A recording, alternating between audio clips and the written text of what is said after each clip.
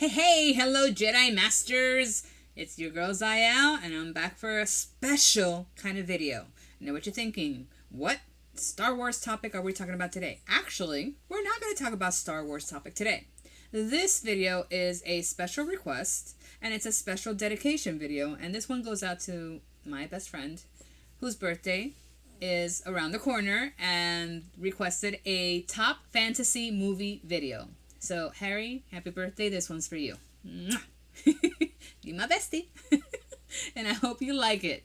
I have 6 top fantasy movies, guys, and it was so hard to make this list. It took me so long. This video was requested quite a bit ago, and I have been racking my brain trying to just get the best top 6 movies, and I think I did a pretty good job, but I'm still struggling with some of my choices. But again, maybe later on I can redo it and do it again, but for now, these are my top 6 fantasy movies, so let's get started.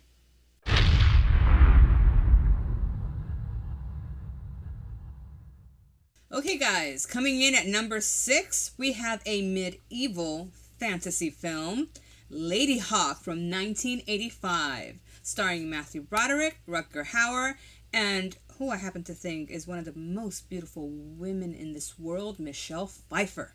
And I am confident enough to say it. She's gorgeous. Alright guys, this was directed by Richard Donner, and it has it all. It has action, it has fantasy, it has star-crossed lovers, and basically what we have is, we have this character called Philippe, who is kind of like supposed to be a squire, but is not a squire, and then he teams up with this guy called I'm gonna try and say this correctly. Navarre. I'm gonna have to rewatch the movie to make sure how I pronounce that correctly. And along the way, we see that there's this kind of like a curse going on with Navarre and another character, which is Michelle Pfeiffer's character of Isabeau. Apparently, they were cursed because they loved each other. And through the film, we find out that it's because Isabeau, she decided to kind of reject this guy, the bishop. She rejected his advances, and when she married Navarre, he got so upset that he decided to do this really evil curse that basically, if they were going to be together, they were going to be together but not be together. And how did this happen?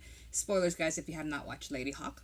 Of course, that Rutger Hauer's character, he transforms into a wolf by night while Isabeau is in human form, and then when he's in human form in the daytime, she transforms into a hawk. So they can be together but not together. You see where I'm going with that? So it's a wonderful movie. It's a good time to have. Of course, it's the 80s, and all these movies that came out in the 80s were just like the best. Do not remake Ladyhawke. Don't do it. I keep hearing about, remakes and reboots, and it just makes me upset. Leave the originals alone. Okay, but this movie is, it transpires very well. There's action, there's intrigue, and it's just a good time to have, and that's why that movie is at my number 6 spot. Right here we have, of course, Ladyhawke. My number 5 fantasy movie. This one is close to my heart. It is my number 5, but it was hard like putting them in a kind of order. So I just put them as they tug at me. But this one right here, I even have the soundtrack on my phone and I listen to the song every day. There's even a metal cover of the song that I love. All right. This movie is from 1984. It is a fantasy film. This one I also remember watching as I was a child, and even there's so many scenes in it that break my heart, but at the same time, I want it to be so much within that world that even I wanted my own luck dragon. Yes, guys, my number 5 is The Never Ending Story. Some of you might not agree that it's my number 5, but again, there's so many fantasy movies out there, and it was hard to narrow it down to 6, which is why we're going to have honorable mentions later. So The Never Ending Story, the song, Never Ending Story. Yeah, okay, let's keep going. So we have Bastian, this little kid who, he's an awkward kid. He's weird. We can all identify. I especially identify because I've always felt I was a weird kid, and I'm still a weird adult, but that's okay. So Bastian, lives with his widowed father, who, by the way, Gerald McRaney. This movie's filled with so many great actors. He decides one day to not go to school. I mean, well, not go to school, but not go to class. Why? Because there's kids that are bothering him and just picking on him. Before that, we see that he goes into this bookstore. He loves to read. And there's this book that just attracts his attention. And it's called The Never-Ending Story. And he decides to borrow the book. Instead of going to class, he decides to go hide in the school's attic and starts to read the story. Of course, we all wanted to do that as kids. Just kind of disappear from the school and go into that creepy attic and just read a book. It's my bucket list. Hey. So as Bastian starts to read the story, we are immersed within the world of just the whole idea of Fantasia and meeting the characters. Atreyu. Oh my gosh. We meet Atreyu. He's a warrior. I actually had... I'm not going to cry because it makes me feel sad when I think about this. I used to have a golden retriever and his name was Atreyu because of that character. And that name is just wonderful.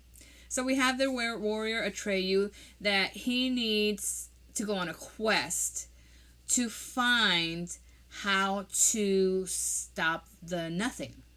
And it's something that is engulfing the world of Fantasia, and Fantasia's falling apart. And the Empress sends him on this adventure to find a way to stop the nothing. So she's there in the Ivory Tower. Oh my god, the Ivory Tower. I'm gonna go watch The Never-Ending Story. Okay. So she needs him to go on this quest, and as Bastian is reading the book and he's becoming more enthralled within the pages of the book, it starts to become like a reality.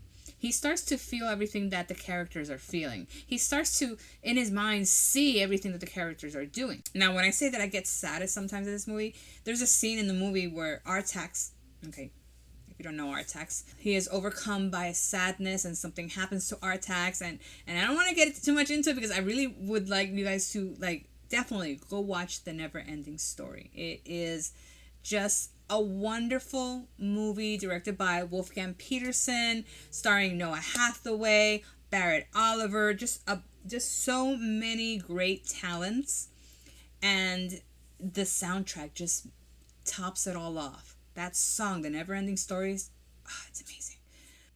Okay, guys, at number 4. Now, this movie I like for so many reasons, and one particular reason. So from 1988, this movie stars Val Kilmer, Warwick Davis, and Joanne Whalley.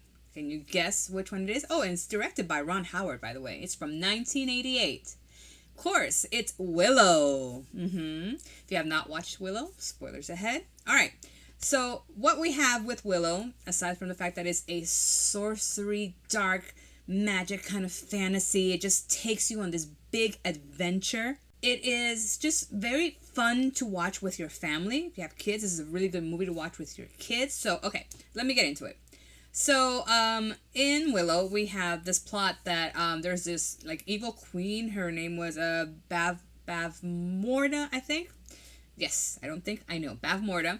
So this is it's another prophecy kind of thing that a baby's gonna be born, and this baby is supposed to be the ruler of everything. And Bavmorda obviously wants to take the kid out of the picture, and has the mother kind of trapped. And when she has the baby, she basically says, please take my child. I don't want my child to be unalived. Can you just make sure that she's okay? And then the midwife agrees.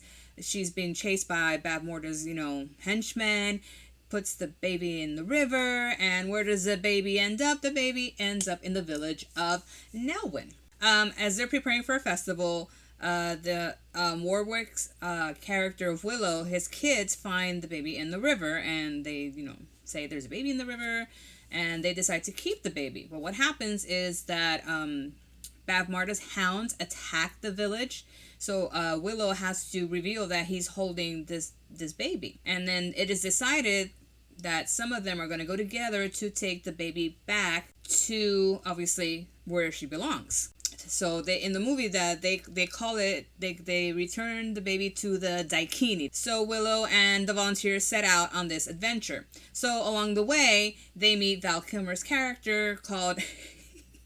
I love his name, Mad Mortigan. It's just every time Willow screams in the movie, Mad Mortigan, Mad Mortigan, it just gives you Mad Mortigan, what are you doing?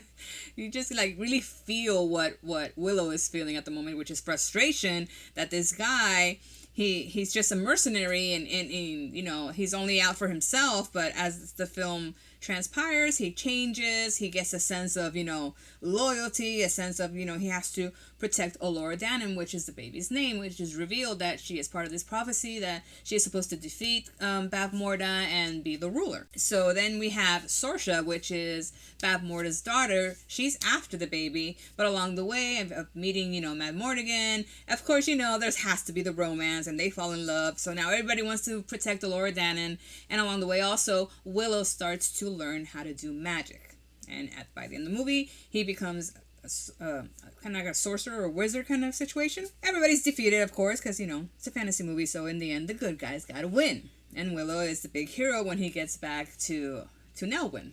And one of the reasons I love this movie, first of all, Warwick Davis. He's an amazing actor. He was, you know, in Star Wars. So here's the other weird reason why I like Willow. So it's directed by Ron Howard. He's an amazing director. I love Ron Howard. But one of the executive producers of the movie is George Lucas. And the original story for Willow, is by George Lucas. Amazing mind, I know. An amazing mind. You guys agree? Let me know in the comments. Alright guys, coming in at number 3. This one is, you know, people are going to go, oh, come on. Why is that one your number 3? There's reasons.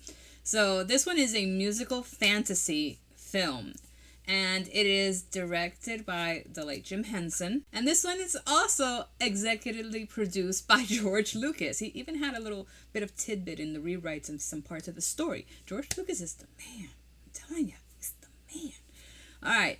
So at number 3, we have Labyrinth from 1986. This beautiful musical fantasy stars David Bowie, Jennifer Connelly, and of course, a plethora of creatures from Jim Henson's own Creature Shop. I'm telling you, the 80s were so wonderful. It's just, and I'm like thinking about the movie right now, and in my head, all I can see it's that scene at the masquerade ball where Jareth, with David Bowie's character, the Goblin King Jareth, is proclaiming his love for Sarah, who, by the way, is 16 years old. Dude, that's so not happening. And at the time, you're thinking this is just so magical, and then now when you think about it, it's like, dude, she was 16. Come on. But it's just a brilliantly made movie, musical, and of course David Bowie. Oh, David Bowie is so amazing in this movie. So what we have is 16-year-old Sarah. Doesn't want to take care of her, you know, little brother. She feels like he's a pain. We have all been there. We have little brothers. I have a little brother, and I think he's a pain too. Hey, what can you do?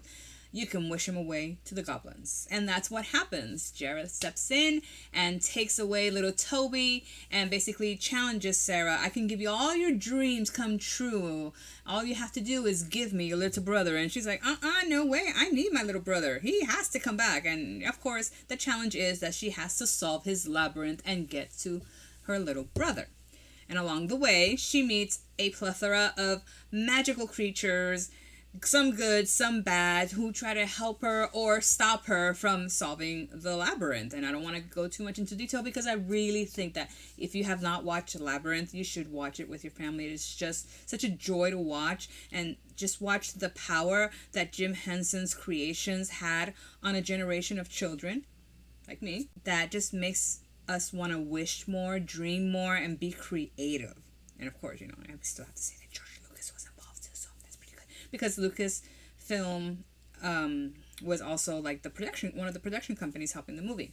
This movie, you know, when it came out, of course, it wasn't very well received here, like, you know, locally, but it did like get big globally, and now has become this cult classic that is just so reminiscent of everything our childhood was about. Fantasy, dreaming, and going on adventures. And at the end, of course, Sarah remembers everything about the labyrinth. She remembers the lines that she has to say at the end, and Jareth has no choice but to send her and Toby back. But still, you have that moment at the end where you're thinking it's over, there's no more adventure. Then you have that sneak peek that even though she has to grow up and, you know, continue with her life, that she still has those friends that are there. And then at I don't want to say what the end happens because I want you guys to watch Labyrinth. All right. One thing that I am going to say is that there are whispers, there are rumors. I don't know if it's fully confirmed yet because, you never know that they're doing a remake to Labyrinth. I don't know how to feel. Okay, no, I do know how to feel about it. Leave Labyrinth alone. It's a classic. It's beautiful. It's perfect the way it is. We do not need a remake or a reboot or whatever it is that you want to call it. We don't need it. Labyrinth is perfect just the way it is. If you want to introduce the concept of the movie to this generation, just re-release it in the theaters. That's what I think. Re-release it, have them go watch with their families, and they will discover the magic of the Labyrinth. Okay, so my number 2 movie. There's going to be major controversy. And not controversy with you guys because, this is my list, this is my choice, and you guys have your list and you have your choices. The controversy that I'm talking about is going to be with my bestie because he is going to be thinking, why is that your number 2 and not your number 1? But there's reasons. And he will understand when I'm done with this list. So, my list. Love you, bestie. Okay, so this number 2, I do love this movie a lot. And I mean a lot.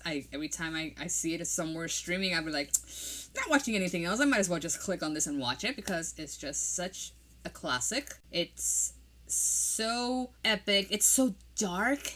It's such an adventure. All right, let's see if you guys can guess it. First, I'm going to say it's from 1985. It stars very well-known actors. Again, it is a dark fantasy. And let me give you another hint. Let's see how I can give you this hint. One of the actors is so versatile that he has, I just said he, so you'll probably already know it's a guy. He has had so many characters, and each of the characters that he has portrayed have been so different that sometimes you have to look twice to see if it's the same actor. Are you there yet? No? Okay. I'll give you another hint. And this hint is a gift from my bestie, so here's the other hint. Haha, yes, guys. I am talking about 1985's Legend. That is my number 2 movie for fantasy movies. Legend. It is directed by Ridley Scott. It stars Tim Curry, Tom Cruise, and Mia Sara. Okay, so Tim Curry is just such a wonderful actor. He is so versatile. He has just done so many great things in his life. Yes, he was also in the Rocky Horror Picture Show. Love it too. I mean, he portrays in this movie the character called Darkness, the Lord of Darkness. Okay, so just basically know him as Darkness. He has this aura about him as this character. Like, obviously, the first time I watched this movie, I was very young. Yes, I was very young. So it took me many, many years and many rewatchings to actually figure out that was Tim Curry. Like, after I got to know him as an actor and other things, and when it was one of these, moments I was watching Legend, and I was like, why does that voice sound so familiar that I had to, watch the credits? I'm like, oh my gosh, that's Tim Curry. There's no way. And if you have seen him dressed in the movie the way he's dressed, if not, look at this picture right here. Wow, Tim Curry. I mean, hey. All right, so I'm taking away from the other star of the movie, who's Tom Cruise. And of course, Tom Cruise, well, he's Tom Cruise. I mean, you can't say anything else. It's Tom Cruise, right? And of course, we have the incomparable Mia Sara as the Princess Lily. We have Tom Cruise playing Jack, the forest child, and of course Tim Curry's the Darkness. Okay, so basically, let's get into a little bit of the plot. I don't want to spoil too much because, again, this is a movie that, although I don't think some kids should watch this because the darkness might make them a little afraid. Me, when I was younger, the first time I saw it, I was like, whoa, what is that? But, as I grew older and as I watched it a couple more times, I realized it was just a character. So maybe not watch it with really young kids, maybe you're teenagers. So the Darkness wants to basically throw the world into darkness, okay? And by doing this, of course, he can rule. What happens is we have Jack and Lily, of course, another pair of star-crossed lovers. All these fantasy movies have always these people who are either desperately in love with each other or fall madly in love as the movie transgresses. But in this movie, they're already in love, and Jack really wants to be with Lily and vice versa. But, Lily's being silly, and then Jack's trying to teach her the magic that is the forest where he lives, and he's, showing her these unicorns and how their magic is just so powerful, and then Lily's trying to be, silly and does silly things, and while she's trying to be silly, the darkness takes this as an advantage to try to thrust the world into darkness by unaliving the unicorns, because it is revealed that if the unicorns are unalive, then the whole world is thrown into darkness. So that's his plan. So as Lily is trying to be silly with Jack, and she tosses her ring in the lake, all heck breaks loose. One of the unicorns is wounded, and they take the horn, and Lily's like runs afraid, and I don't want to go too much into detail, but then she's captured by the darkness, and he tries to kind of like romance her into like, be with me, be in the darkness with me. At first she's very resistant, but as the movie progresses, she starts to see the darkness within herself. Now, as I'm watching this movie, and as I've continually watched this movie over the years, I keep thinking that the unicorns, that those two pair are basically kind of like in the same way Jack and Lily. As one unicorn has fallen, so has Lily fallen kind of into her darkness. So Jack becomes the hero of the movie to try and save Lily, save the unicorns, and keep the world in the light. This movie is just so awe-inspiring when you're watching it. The effects and the characters that are just in that mix. There's so many characters that can't keep track of all of them. And in the end, of course, then you see that Jack and Lily do manage to defeat the darkness. Tim Curry. I just keep thinking how wonderfully portrayed the darkness was by Tim Curry. Just the voice, and I can't do that. I'm not even gonna try to do the voice. And then seeing Tom Cruise so young, because I'm gonna be honest, I know he was in other movies before Legend, but this is the first movie I ever saw with Tom Cruise in it. Before, the big explosion of the big action hero and everything. But when I saw him in this movie, I was like, wow, this guy's good. And of course, Mia Sara, so beautiful, so gentle. Of course, when the movie kind of like, it wasn't very well received by critics. Sometimes, they're looking for a big box office thing. But, the movie, as it kept going, won a bunch of awards, and of course today it has become a cult classic. And since its first premiere, it has grown massively, and that was reinforced because I think it was in 2002 they released an unrated director's cut of the film, and that just made it kind of like rise even further. But one thing that is very interesting about this movie is that it had alternate endings. Did you know that? It has 3 alternate endings. But I am not going to tell you the alternate endings because you must watch it for yourself. Okay, guys, let's get to those honorable mentions. Coming in at my number 1 honorable mention, we have Clash of the Titans from 1981.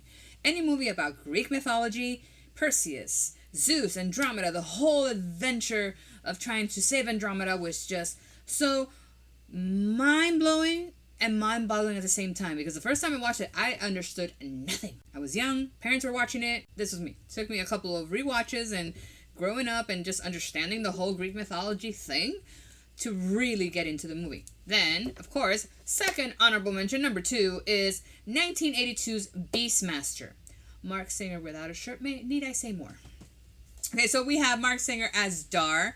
He is the son of the king who was taken away from his father because apparently he has another prophecy. What is it with these movies and prophecies? It's all about just like trying to get a prophecy because the rightful king, and then this happens, and there's another adventure, and Beastmaster is such a dark fantasy. And when I first watched it, I'm going to be very honest, and I know my bestie's going to laugh at me a lot, which he does a lot. The first time I watched The Beastmaster, I thought I was watching a live-action movie about He-Man. Start laughing.